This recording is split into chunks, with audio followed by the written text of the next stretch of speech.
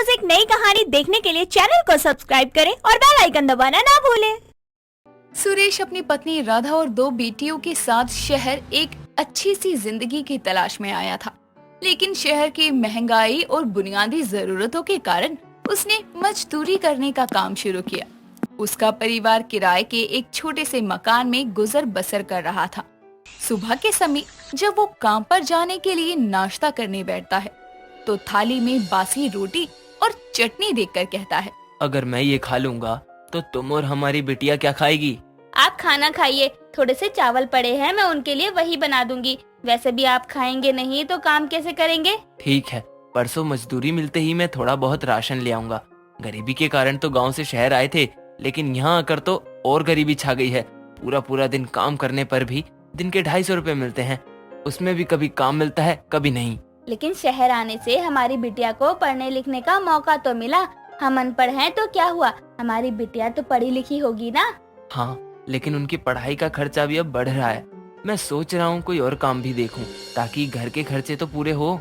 आप खाना खाइए पहले, काम तो करना ही है। कुछ देर में सुरेश खाना खाकर काम पर निकल जाता है और राधा भी घर की साफ सफाई करने लगती है। वो घर के बाहर झाड़ू लगा रही थी, तभी अपनी बड़ी बेटी की आवाज लगाने पर वो अंदर आती है।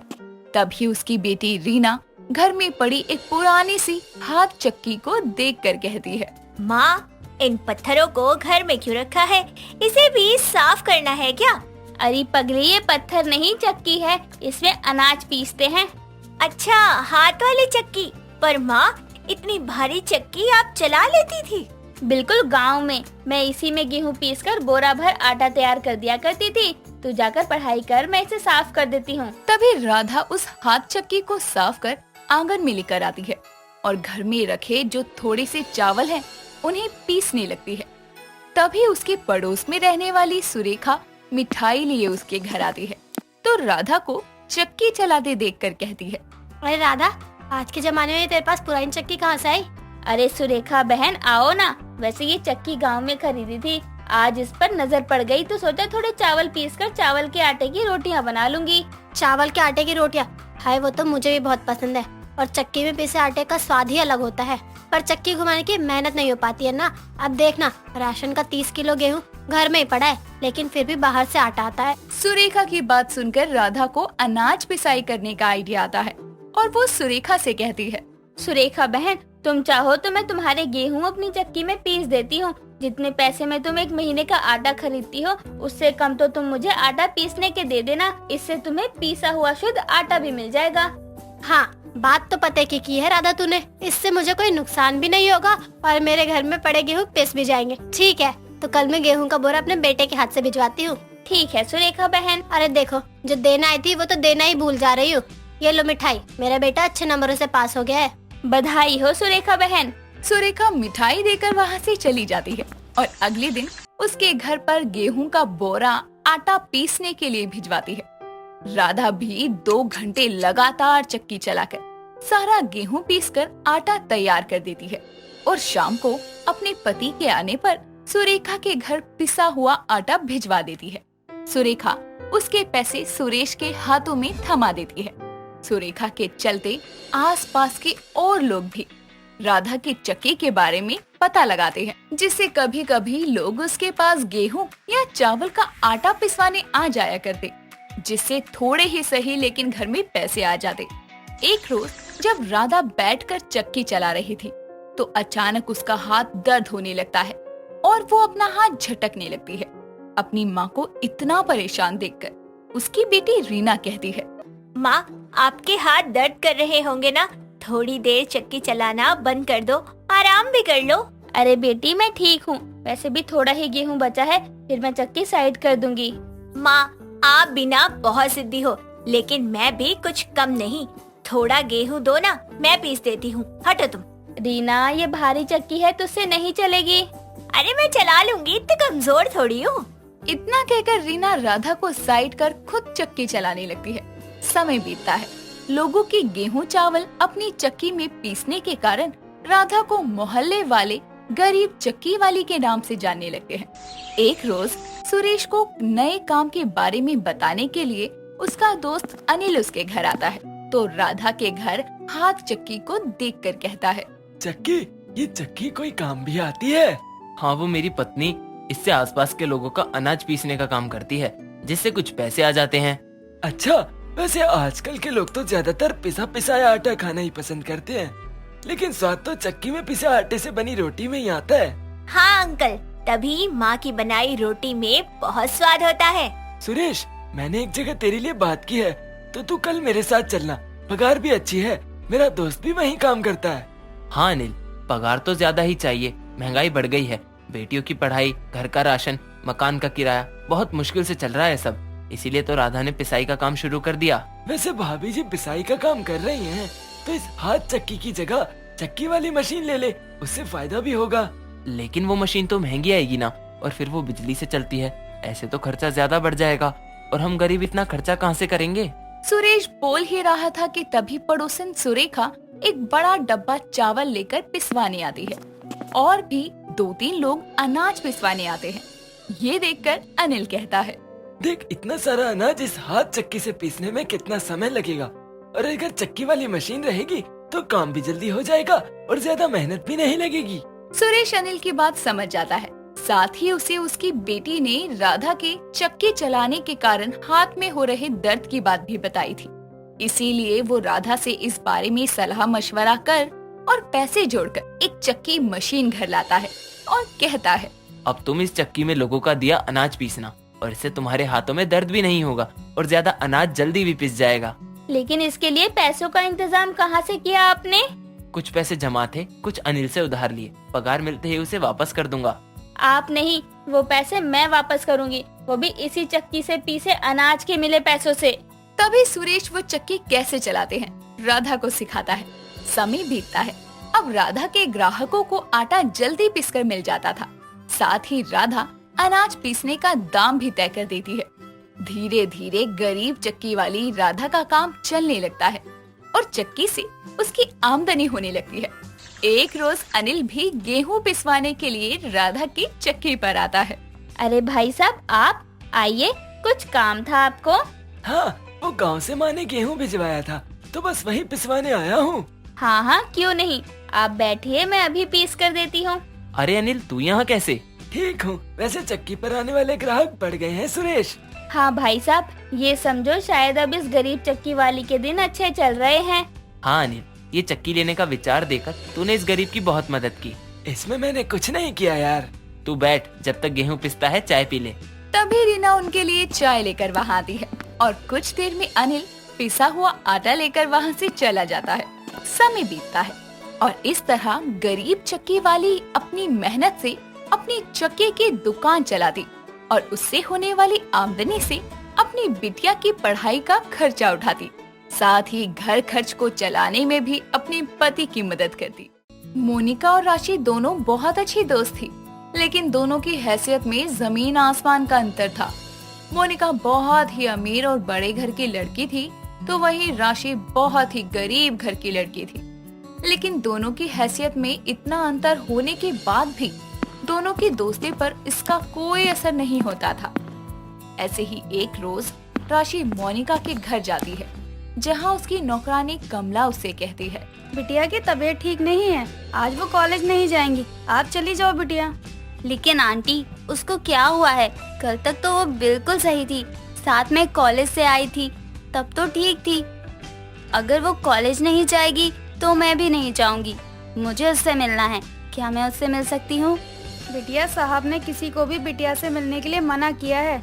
कहा है कि आज उसे बस पूरे दिन आराम ही करना है, फिर चाहे वो कोई भी हो। मुझे माफ करो बिटिया, अगर मैंने तुम्हें मोनिका से मिलने दिया तो साहब मुझे नौकरी से निकाल देंगे। जाने दीजिए ना आंटी, अगर मैं उसको बिना देखे जाऊंगी तो मुझे चैन नहीं आएगा। मैं उसे परेशान नहीं करूंगी, बस एक बार दूर से ही देखकर आ जाऊंगी। नहीं बिटिया, मालिक वैसे ही बहुत परेशान है मोनिका बिटिया की तबीयत खराब को लेकर। अगर तुम्हें यहाँ देखेंगे तो वो और भी गुस्सा करेंगे। अभी तुम जाओ। कमला के कहने पर राशि निराश होकर बिना मोनिका से मिले ही वहाँ से जा रही थी। तभी मोनिका लड़खड़ाते हुए वहाँ आती है और अपनी नौकरानी कमला से कहती है, आंटी आप तो जानती है ना, राशि मेरी सबसे अच्छी दोस्त है। अगर वो मेरे साथ है तो मुझे किसी की जरूरत नहीं है, दवा की भी नहीं। मैं अपने आप ही ठीक हो जाऊंगी। बिटिया तुम बाहर क्यों आ गई? मैंने तुमसे कहा था ना कि आज तुम कहीं नहीं जाओगी। मालिक ने तुम्हें आज बाहर जाने से मना किया है। आंटी आप जानती हो ना कि मुझसे कमरे में लेटा नहीं जाता। और रही बात पापा की, तो उनका तो काम ही है गुस्सा करने का। चलो राशि, हम कॉलेज चलते हैं। नहीं, बिल्कुल भी नहीं। तुम्हारी तबीयत ठीक नहीं है, हम कहीं नहीं जाएंगे। आज हम पढ़ाई यहीं कर लेते हैं, घर पर ही। हाँ ये भी सही है, इसी बहाने मैं तुम्हें अपना पूरा घर दिखा दूंगी। आज पहली बार तुम मेरे घर आई हो, तो ऐसे थोड़ी ना जाने दूंगी। मोनिका इतना कहकर जैसे ही राशि का हाथ पकड़कर आगे कदम बढ़ाती है, तभी उसके पिता रुपेश वहाँ आते हैं और राशि को फटे पुराने कपड़े और पुरानी चप्पल में देखकर अपनी बेटी मोनिका और राशि का हाथ छुड़वाते हुए गुस्से से कहते हैं, तुम्हें कितनी बार कहा है कि इस लड़की से अपनी दोस्ती तोड़ दो, ये हमारी हैसियत के बराबर नहीं है, लेकिन तुम्हें समझ में ही नहीं आता है। मैंने आपको कितनी बार कहा है पापा, ये मेरी दोस्त है। ये अमीर है या गरीब, मुझे इससे कोई फर्क नहीं पड़ता है। ये मुझे समझती है। जब आप अपने काम से बाहर जाते हो ना, तब यही मेरे साथ रहती है। आखिर ये गरीब तुम्हें देती क्या है जो तुम इतना मानती हो इसे? इसके पास तो इन सर्दियों के दिन में ठीक से कपड़े भी नहीं है पहनने के लिए। ये तुम्हारा क्या साथ निभाएगी? पापा ये मुझे वो देती है जो आप कभी नहीं दे सकते। वो है वक्त, प्यार, जो माँ के जाने के बाद मुझे आपसे कभी नहीं मिला। आपको पैसे के सिवा कभी कुछ दिखाई ही नहीं देता है। बस मोनिका, ये मत भूलो कि मैं तुम्हारा पिता हूँ। मैंने कहा ना, तुम इससे बात नहीं करोगी तो नहीं करोगी। रुपेश इतना कहकर मोनिका का हाथ पकड़कर उसे उसके कमरे में लेकर जाता है और राशि निराश होकर अपने घर आती है। ऐसे ही समय बीतता है और राशि दोबारा मोनिका से मिलने की कोशिश नहीं करती। एक रोज वो अपनी माँ मालिनी के साथ घर में बैठकर आग सेक रही थी। तभी मोनिका वहाँ आकर कहती है, क्या आप लोगों के साथ मैं भी आग सेक सकती हूँ? हाँ हाँ बेटी, आओ ना। लेकिन तुम इतनी रात में कैसे आई? आंटी जी, ड्राइवर छोड़कर गया है। वो पापा बाहर गए हैं ना काम से कुछ दिनों के लिए, तो बाद में ही आएंगे। मैं यहाँ आ गई। लेकिन बेटी, बाहर इतनी सर्दी हो रही है, तुम्हें ऐसे नहीं आना चाहिए। माँ सही कह रही है, तुम्हें यहाँ नहीं आना चाहिए। पहले कुछ दिनों से वैसे ही बहुत ठंड पड़ रही है, यहाँ तुम परेशान हो जाओगी। गरीब के घर की सर्दियाँ झेलना तुम अमीरों के बस की बात नहीं है। राशि, ये क्या तरीका है बोलने का? कोई घर आए मेहमान से ऐसे बात करता है क्या? बेटी तू मेरे साथ चल, बोलने दे इसे। मालिनी इतना कहकर मोनिका को अपने साथ लेकर चली जाती है और एक चारपाई पर बैठा देती है। थोड़ी देर बाद वो उसके लिए गुड़ रोटी लेकर आती है और उसे देते हुए कहती है, ले बेटी, हम गरीब लोगों के पास तो यही है खाने को, तुझे यही खाना पड़ेगा। गुड़ खा लेगी तो अच्छा होगा, तुझे सर्दी कम लगेगी। आंटी आप प्यार से जो भी देंगी मैं खा लूंगी, मुझे कोई परेशानी नहीं है। और हाँ, मुझे ठंड भी नहीं लग रही है। तुमने अभी गरीबों की ठंड देखी ही कहाँ है? जब तुम्हें भी इन सर्दियों के मौसम में पतली सी फटी पुरानी चादर में या बस आग सेकर रात गुजारनी पड़े ना, तब तुम्हें पता चलेगा। तुम अमीर लोग कहाँ सर्दियों में मखमल के बिस्तर पर गर्म एसी चलाकर सोने वाले इंसान हो, और कहाँ हम चटाई पर सोने वाले। कहाँ तुम लोग अच्छे और महंगे गर्म कपड़े ब्लेजर पहनने वाले, कहाँ हमें ठीक से कपड़े भी नहीं नसीब होते। राशि, ये अमीर गरीब की सर्दियों की चर्चा और ताने तो इसे क्यों सुना रही है? इस बेचारी ने तो कभी तुझे अपने अमीर होने का ताना नहीं मारा, ना कभी ये एहसास होने दिया कि वो अमीर है और तू गरीब। माँ, मैं ताना नहीं मार रही हूँ, इसे अमीर और गरीब की सर्दियों का फर्क बता रही हूँ, ताकि ये अपने अमीर घर में वापस चली जाए। इसके बस की नहीं है गरीबों की सर्दियों में दिन काटना। अच्छा बस कर तू और खाना खा ले। कुछ समय बाद सभी लोग एक साथ बैठकर खाना खाते हैं, जिसके बाद मालिनी चारपाई पर मोनिका का बिस्तर लगाकर खुद अपनी बेटी राशि के साथ जमीन पर सोती है। आधी रात को ठंड होने की वजह से मोनिका को नींद नहीं आती और उसकी आंखें खुल जाती है। तभी उसकी नजर जमीन पर लेटी राशि और उसकी माँ पर जाती है, जिन्हें देखकर वो अपने मन में कहती है, सच में गरीब लोगों के लिए सर्दियाँ काटना कितना मुश्किल होता है। यार ठंड होने की वजह से मुझे एक रात नींद तक नहीं आई, और ये लोग पूरी सर्दी कैसे निकालते होंगे। न इनके पास अच्छे से रहने के लिए जगह है, और न ही ओढ़ने के लिए कपड़े है कोई अच्छा सा, और न ही खाना खाने के। सच में अमीर और गरीब की सर्दियों में बहुत ही अंतर होता है। अगले दिन मोनिका अपने घर लौट जाती है। ऐसे ही समय बीतता है। एक रोज मोनिका, राशि और अपने कुछ दोस्तों के साथ में कॉलेज से घर आ रही थी। तभी राशि की नजर सड़क पर बैठी एक कांपती हुई बुढ़िया पर जाती है, जिसे देखते ही राशि अपना पूरा स्वेटर उतार कर उसे देती है। ये देखकर उसकी सहेलियों में से उसकी कविता नाम की सहेली हंसते हुए कहती है, लो, राशि ने तो अपना पार्टनर भी ढूंढ लिया। ये गरीब लोग सब ऐसे ही होते हैं। अभी इतनी भी कोई खास ठंड तो आई नहीं है जिस तरह से ये कांप रही है। ये सब गरीबों के दिखावे होते हैं, अमीरों से पैसे ठगने के जरिए होते हैं इनके। जिनके पास सारी चीजें होती हैं ना, उन्हें ऐसा ही लगता है। अगर आपको भी इन सर्दियों के दिनों में हम गरीबों की तरह एक दिन भी काटना पड़े ना, तब पता चलेगा आपको कि गरीबी में कोई भी दिन काटना कितना मुश्किल होता है, फिर चाहे दिन गर्मी के हो या सर्दी के। तुम्हारी हिम्मत कैसे हुई मेरी तुलना इस गरीब से करने की? और तुम अब अपना सोचो। अपना एक लौता स्वेटर तुमने इस बुढ़िया को दे दिया, अब तुम किससे भीख मांगोगी? मुझे भीख मांगने की जरूरत नहीं है। हम गरीबों को हर चीज झेलने की आदत होती है। अब जैसे अमीरों की तरह हर चीज की आदत नहीं डालते। पैसे मिल गई तो ठीक है और नहीं मिली तो भी ठीक है। राशि बिल्कुल सही कह रही है और सोचने की जरूरत उसे नहीं हमें है कि हम लोग दिल के कितने छोटे हैं। सब कुछ होते हुए भी हम लोग उस गरीब बुजुर्ग की मदद नहीं कर पाए। और मेरी दोस्त जिसके पास कुछ नहीं है, फिर भी उसने उस औरत की मदद करने से पहले एक बार नहीं सोचा। इंसान कर्मों से बड़ा होता है, पैसे या धन दौलत से नहीं। मोनिका की बात सुनकर वहाँ खड़े सभी लोगों की नजरें नीचे हो जाती हैं और सभी को अपनी हरकतों पर शर्मिंदगी होती है, जिसके बाद सभी लोग राशि से उसे गरीब होने के चलते नीचा दिखाने के लिए माफी मांगते हैं। साथ ही दोबारा फिर कभी ये ना करने का भी वादा करते हैं। सविता देवी एक काफी समझदार और पढ़ी लिखी औरत थी। उसके 2 बच्चे, बेटा माधव और बेटी गुंजन थी। उसने अपने बच्चों को बड़े नाजों से पाला था। ऐसे ही एक दिन सविता देवी की पड़ोसन रितिका उनके घर आती है और आवाज लगाते हुए कहती है, सविता बहन कहाँ हो? क्या हुआ रितिका बहन? होना क्या है बहन, बस मैं तो थोड़ी सी चीनी मांगने आई थी। हाँ हाँ बैठो, मैं अभी लेकर आती हूँ। इतना कहकर सविता देवी चीनी लेने चली जाती है और चीनी लेकर किचन से आ ही रही होती है कि तभी माधव अपने कमरे से बाहर आ रहा था। तो उसे देखकर रितिका कहती है, सविता बहन, तुम्हें नहीं लगता कि अब माधव बड़ा हो गया है, साथ ही अपने पैरों पर भी खड़ा हो गया? अब तुम्हें इसकी शादी करवा देनी चाहिए। हाँ रितिका बहन, सोच तो मैं भी रही हूँ बहू ले आऊँ। अब मुझसे भी नहीं होता घर का काम, पर कोई अच्छी सी लड़की मिले जब ना। अच्छी सी लड़की मतलब? अरे कोई अच्छी सी सुंदर सी कामकाज करने वाली लड़की हो बस, और आकर मेरे घर को अच्छे से संभाल ले। पर मिलती कहाँ है आजकल ऐसे काम करने वाली लड़की? अरे बहन, वो है ना अपने पास के ही मंदिर के पुजारी जी, सुना है काफी अच्छे रिश्ते करवाते हैं वो। तुम अपने बेटे के लिए लड़की की बात उन्हीं से क्यों नहीं करती? हाँ तुमने सही कहा, मैं उनसे जल्दी ही बात करती हूँ। ठीक है बहन, मैं भी चलती हूँ अब। इतना कहकर रितिका वहाँ से चली जाती है और सविता देवी भी अपने घर के कामों में लग जाती है।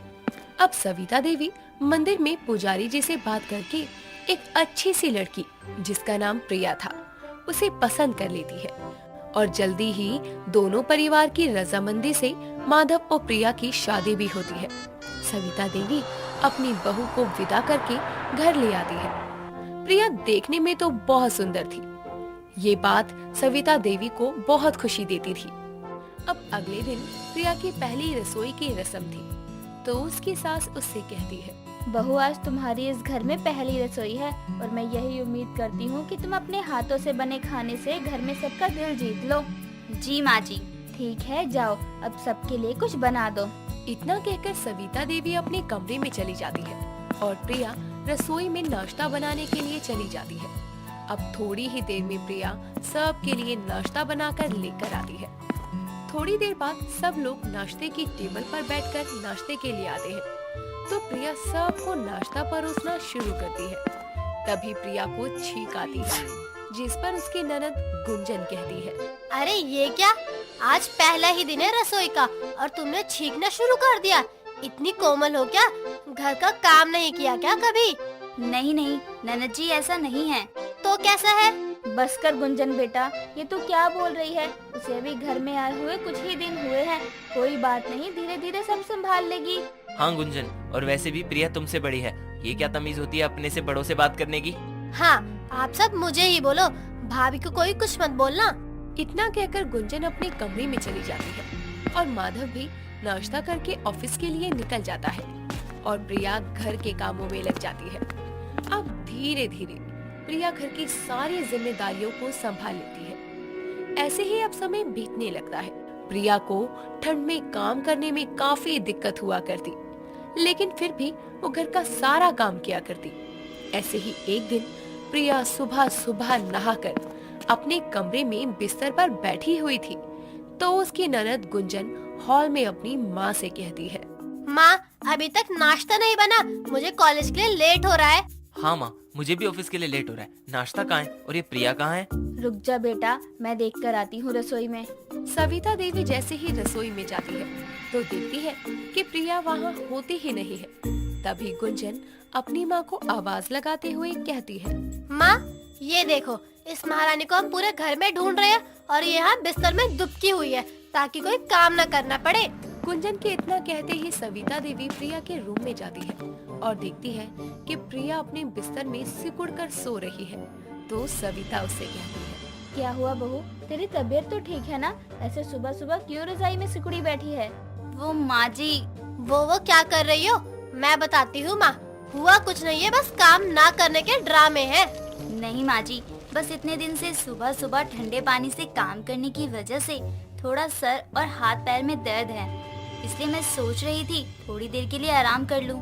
हाँ बिल्कुल, आराम ही तो करने आई हो तुम इस घर में। हाँ बहू, तुम ऐसे बीमार रहोगी तो घर का काम कौन करेगा? माँ जी, मैं सारा काम कर लूंगी। चल कोई बात नहीं, जल्दी से आकर सारा काम कर ले। इतना कहकर सविता देवी वहाँ से चली जाती है और प्रिया भी वहाँ से सीधा किचन में जाती है और सबके लिए नाश्ता बनाना शुरू करती है। थोड़ी ही देर में प्रिया सबके लिए नाश्ता बना कर लाती है और चाय और नाश्ता लेकर गुंजन के कमरे में जाती है। प्रिया जैसे ही गुंजन को नाश्ता देने के लिए अपना हाथ आगे बढ़ाती है तो ठंड से कांपने की वजह से उसके हाथ से चाय का कप गिर जाता है और गुंजन हल्की सी जल जाती है। तो प्रिया पर चिल्लाते हुए गुंजन कहती है, माँ मर गई रे, ये क्या किया भाभी आपने? गुंजन की आवाज सुनकर उसकी माँ सविता देवी तुरंत कमरे में आती है और कहती है, क्या हुआ बेटा? मुझे माफ कर दो ननद जी। दिखाई नहीं देता है क्या? अंधी हो या ठंड की वजह से आंखों ने काम करना बंद कर दिया है? देखो माँ, भाभी ने अपने काम के आलस के चलते मेरा हाथ जला दिया। ये क्या है बहू, तू देखकर काम नहीं कर सकती क्या? हे भगवान, मैंने तो सोचा था मेरा इकलौता बेटा है, अच्छे से काम करने वाली बहू लाऊंगी, लेकिन ये तो जब से इस घर में आई है सब कुछ उल्टा ही करने में लगी है। ऊपर से इसकी ठंड खत्म ही नहीं होती। माँ जी, मैंने ये जानबूझकर नहीं किया। हाँ, तुम कुछ करती ही कहाँ हो? सारी गलती तो मेरी है जो मैंने तुमसे चाय मांगी। अब यहाँ खड़ी होकर मेरा मुँह क्या देख रही हो? जाओ यहाँ से। प्रिया को गुंजन की बातों का बहुत बुरा लगता है, लेकिन वो उससे कुछ नहीं कहती और वहाँ से चली जाती है। अब ऐसे ही थोड़ा समय और बीत जाता है। ऐसे ही एक दिन सुबह के समय प्रिया सब के लिए नाश्ता बनाकर रख देती है और माधव नाश्ता करके ऑफिस के लिए निकल जाता है और सविता देवी और गुंजन नाश्ता कर ही रहे थे कि तभी वो प्रिया से कहती है, भाभी इधर आओ जरा। क्या हुआ गुंजन, तुम्हें कुछ चाहिए था क्या? नहीं, मुझे कुछ चाहिए तो नहीं, बस मेरा नहाने का पानी लगा हुआ है, जाकर चेक करना गर्म हुआ है या नहीं, और हाँ, हाथ डालकर चेक करना कहीं उस दिन की चाय की तरह जला दो मुझे। नहीं नहीं, मैं अभी चेक करके आती हूँ। इतना कहकर वो बाथरूम में पानी चेक करने चली जाती है। प्रिया का ध्यान घर के कामों में था, इसीलिए प्रिया पानी से निकल रहे धुएं पर ध्यान नहीं देती और सीधा जाकर उबलते हुए पानी की बाल्टी में हाथ दे देती है। बाल्टी का पानी गर्म होने की वजह से प्रिया का हाथ बहुत जल जाता है और वो रोते हुए अपने कमरे में जाती है। तभी माधव अचानक से कमरे में आता है और प्रिया का हाथ जला हुआ देखता है और प्रिया से कहता है, क्या हुआ प्रिया, तुम्हारा हाथ कैसे जल गया, वो भी इतना ज्यादा? मुझे सब कुछ सच सच बताओ, क्या हुआ तुम्हारे साथ? माधव के इतना पूछने पर प्रिया उसे सारी बात बताती है कि किस तरह सर्दियों में काम के सरदर्द की वजह से उसका ये हाल हुआ। माधव को प्रिया की बातें सुनने के बाद बहुत गुस्सा आता है और वो हॉल में बैठी अपनी माँ और बहन को कहता है। माँ, मुझे आपसे ये उम्मीद नहीं थी कि आप प्रिया के साथ इस तरह का व्यवहार करेंगी। और तुम गुंजन, तुम्हारी भाभी अभी इस घर में नई है, तुम्हें उसकी मदद करनी चाहिए, लेकिन तुमने तो उसकी नाक में दम कर दिया। देखो जरा, तुम्हारी वजह से उसका कितना हाथ जल गया। अगर आप लोगों को प्रिया इतनी ही बुरी लगती है तो कोई बात नहीं, मैं और प्रिया इस घर से जा रहे हैं हमेशा के लिए। ये तो क्या कह रहा है बेटा, तू कुछ बोल क्यों नहीं रही गुंजन? भैया मुझे माफ कर दो, आगे से मैं कभी भी भाभी को परेशान नहीं करूंगी। बस आप ये घर और हमें छोड़कर मत जाओ। अब गुंजन को अपनी गलती का एहसास हो जाता है और वो सभी से अपनी गलती की माफी भी मांगते हैं। प्रिया और माधव भी उसे घर में सबसे छोटी होने की वजह से माफ कर देती है और उसके बाद सब खुशी से रहते हैं। दोस्तों, अगर आपको ये कहानी पसंद आई तो इसे लाइक करें, शेयर करें और कमेंट करके बताएं कि कहानी में आपको सबसे अच्छा क्या लगा।